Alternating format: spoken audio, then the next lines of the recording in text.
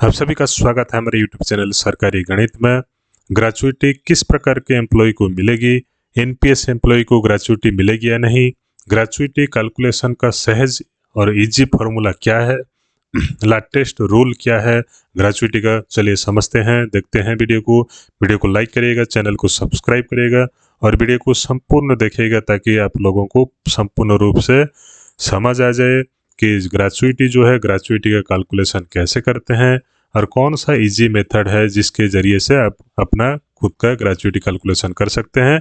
और जो NPS employ हैं, जो न्यू पेंशन स्कीम के तहत एम्प्लॉय आते हैं, उनका ग्रेचुइटी मिलेगा या नहीं, अगर मिलेगा तो कितना मिलेगा, उसका कैलकुलेशन क्या होगा, सब डिटेल्स इस वीडियो को लाइक करिएगा, चैनल को सब्सक्राइब करिएगा ज़रूर कीजिएगा और शेयर भी जरूर कीजिएगा। तो चलिए शुरू करते हैं।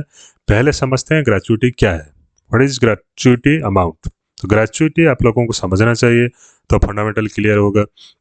तो ग्रेचुइटी अमाउंट क्या है? Gratuity refers to the amount that an employer pays his employee, अर्थात आपका एम्प्लॉयर, अर्थात जहां आप जिस एम्प्लॉय अर्थात कंपनी में आप लोगों ने या गवर्नमेंट सर्विस किए हैं, in return for service offered by him to the company, अर्थात आप जो जिसके लिए काम करते हैं उसके रिटर्न में, आपके सर्विस के रिटर्न में जो गवर्नमेंट एम्प्लॉय हुए, ठीक है, गवर्नमेंट का एम्प्लॉयर या फिर प्राइवेट एम्प्लॉयर का मतलब आप लोग जानते हो कि जिसके पास आप लोग जॉब करते हैं, ठीक है, उसको एम्प्लॉयर बोलते हैं।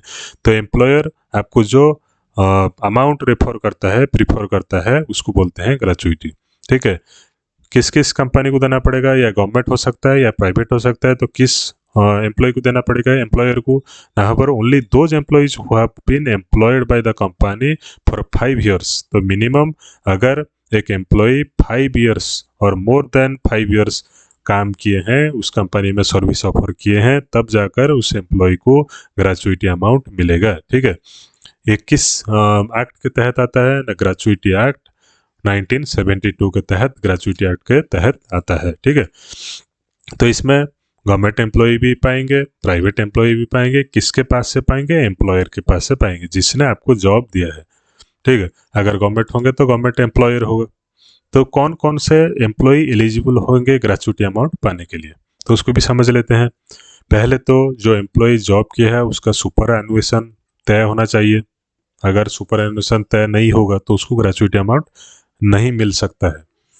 उसके बाद you should have retired from the service, retire होने वाले होंगे, आगे चलकर रिटायर्ड होने वाले होंगे। उसके साथ साथ यू शुड हैव रिजाइंड, आप लोग काम करते होंगे, उसके बाद आप लोगों ने एम्प्लॉय अगर चाहे तो 5 साल के कंटिन्यूस एम्प्लॉयमेंट अर्थात सर्विस के बाद 5 साल के बाद अगर रिजाइन करता है तब भी वो ग्रेचुइटी अमाउंट पाएगा।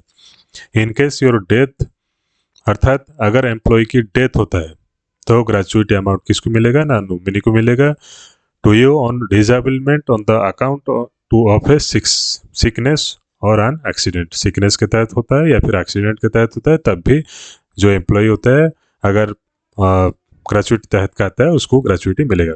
अगर VRS वॉलंटरी रिटायरमेंट सर्विस अगर एम्प्लॉय लेता है 5 साल के कंटिन्यूस सर्विस के बाद, तब जाकर वो एम्प्लॉय को क्या मिलेगा? ग्रेचुइटी अमाउंट मिलेगा। तो ये जो ग्रेचुइटी अमाउंट है उसका क्या क्या क्राइटेरिया, और भी बहुत सारा क्राइटेरिया है। डेथ में कितना मिलेगा उसको भी हम लोग समझेंगे। तो पहले ग्रेचुइटी जो कैलकुलेशन करते हैं, ग्रेचुइटी कैलकुलेशन का सहज फार्मूला, ये जो है एक सहज फार्मूला है। N गुना B गुना 15/26, 15/26, ये जो सहज फार्मूला है, इसी के तहत ग्रेचुइटी कैलकुलेशन की जाती है। सॉरी, तो इसमें N क्या होता है? N होता है number of years serviced in the organisation, अर्थात कितने साल के लिए आप लोगों ने बाय एम्प्लॉय जॉब किया है, ठीक है। B होता है क्या? बेसिक सैलरी इंक्लूडिंग DA, जो एम्प्लॉय जॉब कर रहा है उसका बेसिक सैलरी और DA मिलाकर कुल मिलाकर कितना होता है।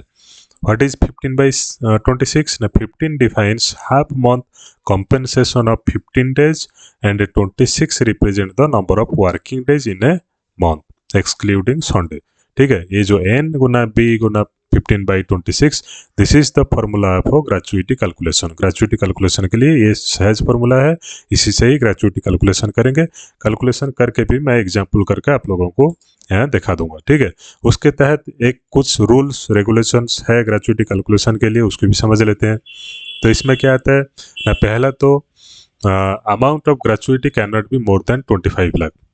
50% डीए बढ़ने के बाद, 50% कुछ होने के बाद जो ग्रेचुइटी अमाउंट है, पहले तो 20 लाख का था, 20 लाख था, अभी फिलहाल बढ़कर 25 लाख ग्रेचुइटी अमाउंट कर दिया गया है। मैक्सिमम लिमिट उसके अंदर ही सब लोग पाएंगे, उससे ज़्यादा होगा तो उसको क्या बोलेंगे ना, एक्सेस अर्थात एक्सगार्सिया। ठीक है, उसको क्या बोलेंगे, एक्सगार्सिया अमाउंट बोलेंगे अगर 25 लाख से ज़्यादा ग्रेचुइटी अमाउंट होता है तो। Let suppose your tenure of service is 16 years 7 month, then you should receive the gratuity for 17 years। अर्थात अगर आपका सर्विस टेन्योर 16 years 7 month होगा तो आपका सर्विस कितना पीरियड हो काउंट किया जाएगा ना, 17 years। Otherwise it's for 16 years if it happens to be 16 years 4 months। अगर 16 years 4 month हो जाएगा आपका सर्विस तो उसको काउंट किया जाएगा 16 years के, अर्थात एन जो फॉर्मूला में था उसको क्या ले जाएगा ना, 16 years। फॉर्मूला देखिए, फॉर्मूला में देखने से आप लोग पता चल जाएंगे, एन इंटू बी, जो एन है number of year service in the organisation, कितने साल के लिए आप लोगों ने जॉब किए हैं। ठीक है, तो उसके बाद देखते हैं और क्या लिखा है। Gratuity amount is totally tax exempted, अर्थात उसमें किसी प्रकार की भी टैक्स नहीं लगता है ग्रेचुइटी अमाउंट में, एज पर IT सेक्शन 10। ठीक है, employee under NPS are also eligible for gratuity. इसमें बड़ा एक जो हमारा नेशनल पेंशन सिस्टम पर न्यू पेंशन स्कीम के तहत बहुत सारे एम्प्लॉय आते हैं, तो NPS के तहत वाले जो एम्प्लॉय हैं उनको भी ग्रेचुइटी का अमाउंट मिलेगा। ठीक है, और कैलकुलेशन कैसे करेंगे, कैलकुलेशन का सेम फॉर्मूला है ग्रेचुइटी का, n गुना b गुना 15/26। ये जो फॉर्मूला है, इसी फॉर्मूला के तहत OPS वाले, NPS वाले, UPS वाले भी सब क्या करेंगे ना, ये ग्रेचुइटी का कैलकुलेशन कर सकते हैं। तो इसमें n, तो लेट फॉर एग्जांपल करके देख लेते हैं। तो tenure of service of the employee let 30 years का एक एम्प्लॉय ने जॉब किया है। Basic salary of the employee let 44,900। DA 50% के हिसाब से कैलकुलेशन किया गया है, यहाँ पर 53% अभी फिलहाल चल रहा है डीए, लेकिन 50% के हिसाब से डीए का कैलकुलेशन किया गया है। तो डियरनेस अलाउंस कितना हो जाएगा 50% होने से, 22,450।